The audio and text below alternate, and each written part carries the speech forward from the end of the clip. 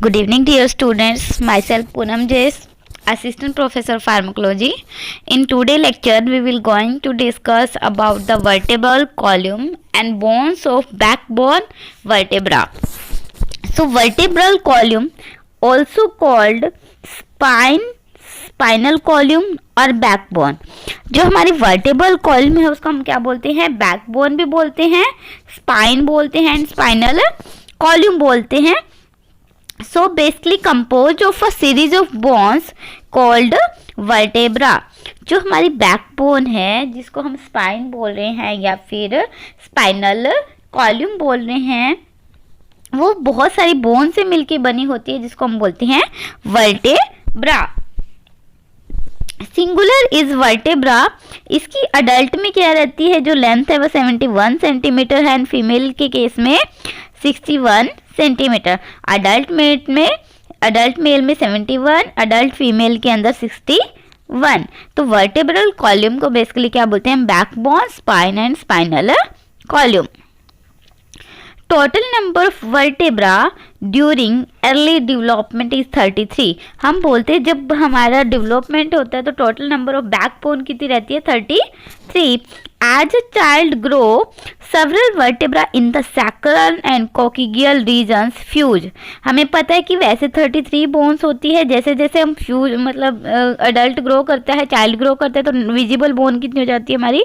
26 हो जाती है. क्योंकि कॉक्सिक्स रीजन एंड हमारा जो सैक्रल रीजन है, इस रीजन में क्या होता है? कुछ बोन फ्यूज हो जाती है. सैक्रम की एंड कॉक्सिक्स की बोन क्या हो जाती है? फ्यूज हो जाती है. नेक्स्ट देखते हैं रीजन्स ऑफ वर्टेब्रल कॉलम. जो हमारा वर्टेब्रल कॉलम है उसको हम किस किस रीजन्स के अंदर डिवाइड करते हैं फर्दर? कौन सा रीजन है? देखो कितनी बोन्स हमने बोला विजिबल? 26. तो 26 बोन को हम कैसे डिवाइड करेंगे किस किस रीजन्स में? तो वो हमारे है वर्टेब्रल कॉलम के डिफरेंट रीजन. फर्स्ट पोर्शन आता है सर्वाइकल. इस सर्वाइकल वर्टेब्रा में 7 बोन होती है सर्वाइकल की, C1 से C7 तक. सर्वाइकल वर्टेब्रा की 7 बोन है, C1 टू C7. उसके बाद आती है हमारी थोरेसिस वर्टेब्रा जिसमें 12 बोन होती है, T1 टू T12. थोरेसिस की T1 टू T12. सर्वाइकल है 7 है तो C1 से C7. नेक्स्ट है लुम्बर वर्टेब्रा. तो लुम्बर वर्टेब्रा में कितनी होती है? 5 बोन होती है, L1 टू L5. उसके बाद सैक्रम की बोन एंड कॉक्सिक्स की बोन को हम एक एक काउंट करते हैं क्योंकि सैक्रम के अंदर 5 बोन फ्यूज होती है और कॉक्सिक्स में 4 बोन फ्यूज होती है. फिर उसके बाद हमारा बनता है sacrum bone and coccyx bone. तो टोटल विजिबल जो बोन है वर्टेब्रल रीजन की वो कितनी है हमारी? 26. नेक्स्ट देखते हैं sacrum and coccyx do not have number, क्योंकि इनको हम 1 क्या करते हैं? मेजर करते हैं. ये देखिए डायग्राम के थ्रू हम देख लेते हैं. पहले वाली ये C7, ये C1 टू C7, ये कौन सी हमारी सर्वाइकल वर्टेब्रा. उसके बाद ये आया हमारा T1 टू T12, ये कौन सी आई हमारी? Thoracic vertebra. ठीक है. उसके बाद हमारे पास नेक्स्ट है लुम्बर वाला ये पोर्शन. तो L1 टू L5 ये क्या है हमारा? Lumbar portion. और लुम्बर के बाद यहाँ पे हमारा कौन सा आएगा? सैक्रल एंड ये है लास्ट वाला कॉक्सिक्स. इसमें 5 बोन फ्यूज है, इसमें 4 बोन फ्यूज है. ये हमारा क्या है? एक टाइप का वर्टेब्रल कॉलम की बोन्स है. ठीक है. तो नेक्स्ट देखते हैं हम general structure of vertebra. Vertebra का स्ट्रक्चर कैसा होता है? कैसी होती है सर्वाइकल वर्टेब्रा के अंदर? हमने बोला कि जो बैकबोन है वो किससे बनी होती है? वर्टेब्रा से बनी होती है, जो छोटी छोटी बोन्स होती है. सर्वाइकल वर्टेब्रा में C1 टू C7 बोन थी. क्या करती है? नेक रीजन बनाती है हमारा, क्योंकि नेक रीजन में जो पेन होता है ना सर्वाइकल का पेन, वो किस वजह से होता है? यही हमारी जो वर्टेब्रा की बोन है C1 टू C7, इनके अंदर कहीं ना कहीं कुछ प्रेशर पड़ता है या इनके अंदर प्रॉब्लम होने से हमें क्या होता है? नेक का पेन, सर्वाइकल पेन होता है. स्कल इसके जस्ट ऊपर ही होता है, इसलिए स्कल को प्रोटेक्शन प्रोवाइड करती है, सपोर्ट प्रोवाइड करती है. साइज में ये स्मॉल होती है. ये क्या करती है, ट्रांसवर्स प्रोसेस के लिए फोरामेन क्या होता है, एक टाइप का होल होता है, क्योंकि स्पाइनल कॉर्ड जो होती है वो कहाँ से निकलती है, हमारी स्पाइनल कॉर्ड वो हमारी वर्टेब्रा के अंदर, बैकबोन के अंदर होती है, जिसको प्रोटेक्शन प्रोवाइड करती है हमारी कौन, स्पाइनल कॉर्ड को, जो हमारी स्पाइन होती है, बैकबोन होती है, इसको प्रोटेक्शन प्रोवाइड करती है। नेक्स्ट है thoracic vertebra T1 to T12 form posterior part of, जो देखो थोरेसिस केज भी होता है, हम इसको डिस्कस करेंगे अभी। थोरेसिस केज इसको समझते हैं एक बार। जैसे अभी हमने बोला रिब्स की बोन, जो रिब्स बोन होती है हमारी थोरेसिस केज के अंदर आती है। तो जो हमारा रिब्स वाला पसलियों वाला पोर्शन होता है, हमने ऐसे जो स्केलेटन सिस्टम में देखा था उसके अंदर, लैब के अंदर, तो क्या होता है, जो बैकबोन है वो बैक साइड में लाई करती है हमारे, है ना, और रिब्स आगे की तरफ लाई करती है एंटीरियर पोर्शन में। तो जो थोरेसिस वर्टेब्रा होगी बैकबोन के अंदर है ना ये बोन, तो ये कौन सी होगी, पोस्टीरियर पार्ट के अंदर होगी। और ये क्या करेगी, रिब्स के साथ क्या बनाएगी, आर्टिकुलेट्स मतलब जॉइंट बनाएगी, रिब्स के साथ जॉइंट की फॉर्मेशन करेगी, किसके साथ, रिब्स के साथ एंटीरियर रीजन में।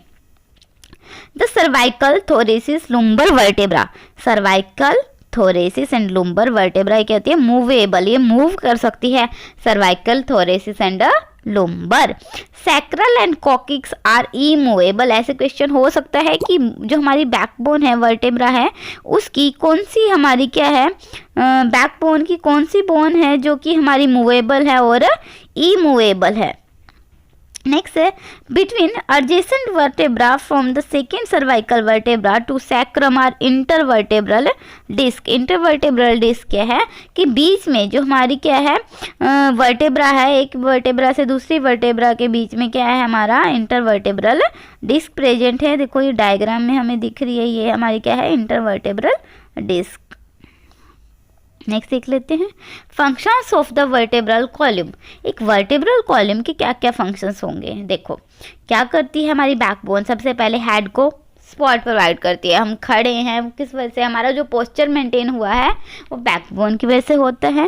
बैलेंस अपराइट पोजीशन में, अगर हमें सर को ऊपर करना है, हेड अपना मूव करना है, तो हम बैकबोन की हेल्प से क्या कर सकते हैं, मूव कर सकते हैं। स्पाइनल कॉर्ड को प्रोटेक्शन प्रोवाइड करती है, सबसे बड़ी बात। दूसरा मूवमेंट्स, मूव कर सकते हैं ना, आगे की तरफ बैंड कर सकते हैं, पीछे कर सकते हैं, साइड वे में रोटेट कर सकते हैं, तो ये सब किसके फंक्शन है, हमारे बैकबोन के। अब जॉब शॉक ड्यूरिंग वॉकिंग, जब हम चल रहे हैं, वॉक कर रहे हैं, किसी भी टाइप की हमें इंजरी है, उससे ये क्या करता है, प्रोटेक्शन प्रोवाइड करता है। As a point of attachment for the ribs, ribs की अटैचमेंट के लिए एंटीरियर पोर्शन में क्या करता है, सरफेस प्रोवाइड करता है। पेल्विक गिल्डल, पेल्विक गिल्डल कौन सा होता है, लोअर होता है, जो हमारा पेल्विक बोन होती है जहाँ पे muscles of back and upper limb, उसको ये क्या करता है, अटैचमेंट प्रोवाइड करता है। नेक्स्ट देख लेते हैं development of the vertebral curves. Vertebral curves कैसे बनती है, देखो in the foetus there is a single concave curve. जब छोटा सा बच्चा बनता है मदर के अंदर, तो क्या होता है, उस फीटस के अंदर क्या होता है, छोटी सी कनकेव क्या होती है, कर्व होती है, मतलब वो फुली डेवलप नहीं होती उसकी बैकबोन। जब वो 3 मंथ का हो जाता है, बर्थ के बाद, जब बेबी क्या है, मतलब बर्थ के बाद 3 मंथ का बेबी है, न्यूबॉर्न बेबी है, वो क्या करेगा, अपना हेड उठाने की कोशिश करता है। कभी भी नोटिस किया होगा, जो छोटे बच्चे होते हैं ना, हम उसके हेड को बहुत अच्छे से पकड़ते हैं, क्योंकि उनके अंदर इतना बैलेंस नहीं कर पाते, उनकी बैकबोन इतनी स्ट्रांग नहीं होती, वो फुली डेवलप नहीं होती कि वो अपने हेड को बैलेंस कर पाए। तो क्या है, सर्वाइकल कर्व उनकी डेवलप होना स्टार्ट हो जाती है जब बच्चा अपना क्या करता है, हेड को मतलब लिफ्ट करना स्टार्ट कर देता है। When child sit up, जब बैठना स्टार्ट करता है बच्चा और वो स्टार्ट करता है चलना, तो उसकी लुम्बर जो वाली वर्टेब्रा कर्व है वो भी क्या हो जाती है, डेवलप हो जाती है, lumbar vertebra curve. The thoracic and sacral curve, देखो रीजन थे ना, cervical, thoracic, lumbar, sacrum and coccyx. तो जो थोरेसिस और सैक्रल कर्व्स होते हैं, ये सबसे पहले बनती है एक बच्चे के अंदर, इसलिए इनको हम प्राइमरी कर्व्स बोलते हैं। और सर्वाइकल एंड लुम्बर वर्टेब्रा ये बाद में बनेंगे, थोरेसिस और सैक्रल के बाद में, इसलिए इनको हम सेकेंडरी कर्व्स बोलेंगे।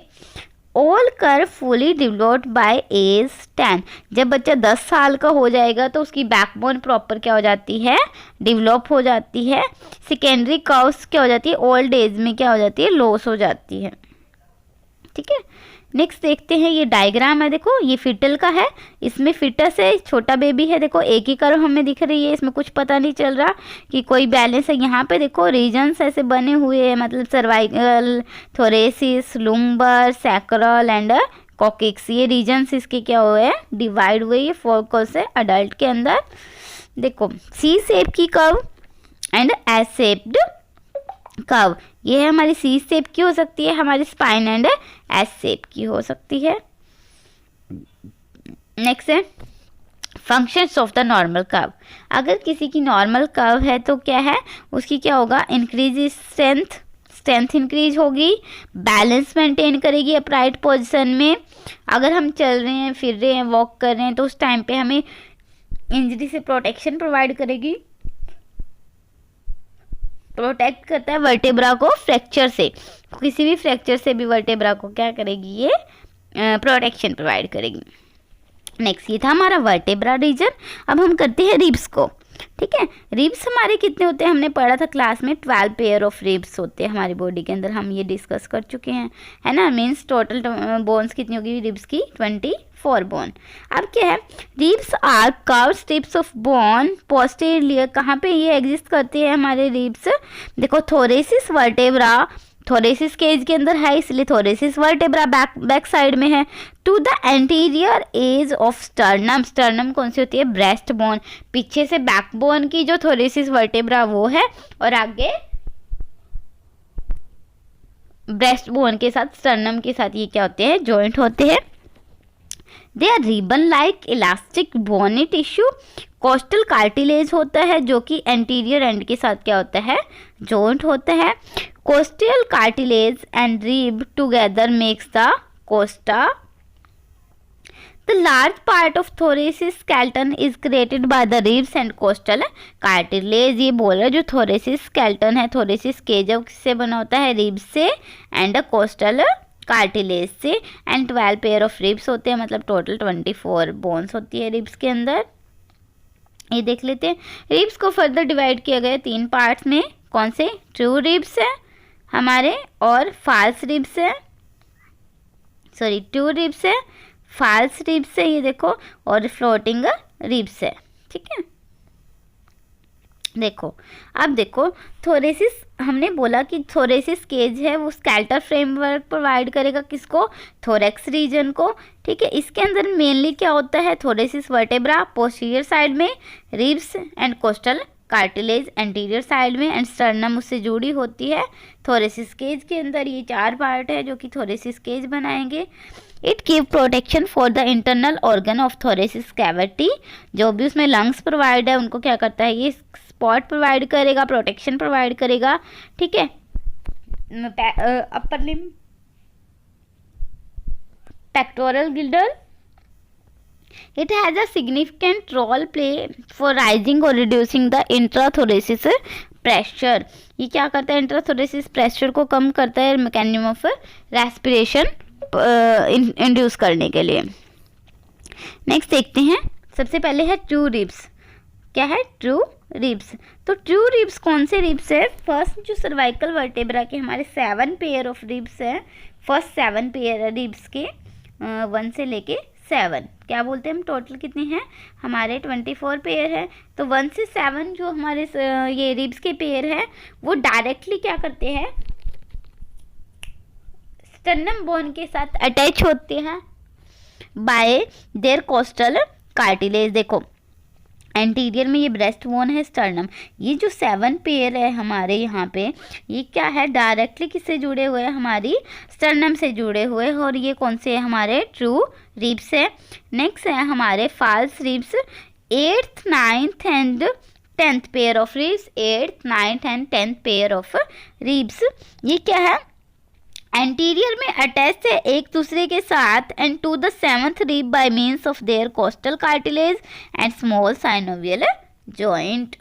नेक्स्ट है फ्लोटिंग रिब्स। फ्लोटिंग रिब्स क्या है, देखो the 11th and 12th pair have no anterior attachment. ये जो लास्ट के है 11th एंड 12th, ये जो लास्ट में हमें यहाँ पे दिख रहे हैं, यहाँ पे देखो ये आगे से नहीं जुड़े हुए, जस्ट क्या है पोस्टीरियर एंड से जुड़े हुए हैं। ये क्या है एब्डोमिनल मसल्स के अंदर लाई कर रहे हैं, इसलिए इनको हम क्या बोलते हैं, फ्लोटिंग रिब्स बोलते हैं। तो ये कितने टाइप्स के थे, 3 टाइप्स के रिब्स है, true ribs, false ribs and floating ribs. ठीक है, तो ये हमारा क्या था, आज का हमारा टॉपिक था जिसमें हमने बोन्स वर्टेब्रा की डिस्कस करी है, रिब्स की बोन डिस्कस की है, एंड और कौन सी बोन्स थी, हमारी स्टर्नम बोन थी। तो हमारा एक्सियल स्केलेटन सिस्टम खत्म होता है आज। उसके बाद हम करेंगे अपेंडिकुलर स्केलेटन सिस्टम।